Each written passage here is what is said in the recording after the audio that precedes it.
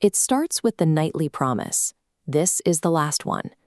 Then the morning comes, the stress levels climb, and by noon, you give in. You repeat the cycle, feeling more exhausted with every reset. 5,000 years ago, the Bhagavad Gita mapped this psychological loop as an internal war. It suggests that the difficulty in quitting is less about a lack of willpower and more about a systematic failure in the chain of command between the mind and the body. The core of this struggle lies in the mind's ability to act as a master of disguise. Krishna refers to the mind as a Baurupi, an imposter that generates a craving and then tricks you into believing that desire is your own. This teaching relies on a strict separation of identity. The intense physical demand for nicotine or sugar belongs to the biological machine, the body, rather than the true conscious observer residing within. To reclaim control, you have to recognize that the voice begging for a hit is a hijacked operating system. It is a part of the machine trying to maintain its current settings. To explain the mechanics of this internal hierarchy, Krishna uses the metaphor of a chariot, which serves as a blueprint for human neurobiology. The chariot represents the physical body. Inside is the passenger, your true conscious self. The horses represent your five senses. They pull toward external stimuli, lunging toward a drink or a notification. The driver represents the mind, holding the reins to dictate exactly where the horses are allowed to go. Addiction occurs when the driver abandons the reins.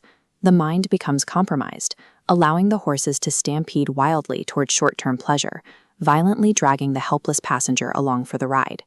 Every time you give in to a habit, you are witnessing a chain of command failure. The conscious passenger has lost their seat at the steering wheel to an incompetent, thrill-seeking driver. The mind maintains this control by projecting an illusion of invincibility. It uses the energy of youth to mask the damage occurring beneath the surface. Krishna calls this darkness under the lamp. The mind illuminates the immediate dopamine spike while blinding the passenger to internal decay. Once the rush subsides, the hidden reality clears, a stark baseline of health trending downward. The mind hides the inevitable physical crash.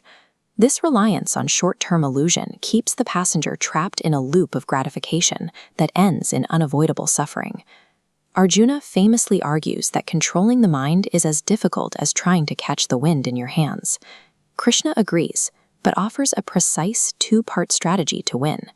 To reclaim the chariot, you need two tools, abhyas and vairagya, practice and detachment. Abhyas is the discipline of pulling the reins back every single time the mind lunges for a craving. It is the repetitive act of training your brain, much like taming a wild animal through consistent physical resistance. Vairagya is intellectual detachment.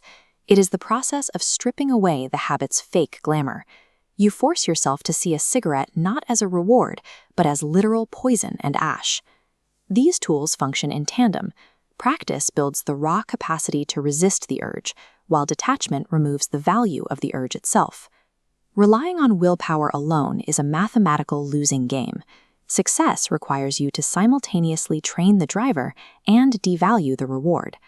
Krishna proposes the path of the Nishkam Karma Yogi, a person who operates in the modern chaotic world without being enslaved by its temptations. In this state, a person can stand in a stressful environment surrounded by triggers, yet the mind remains steady.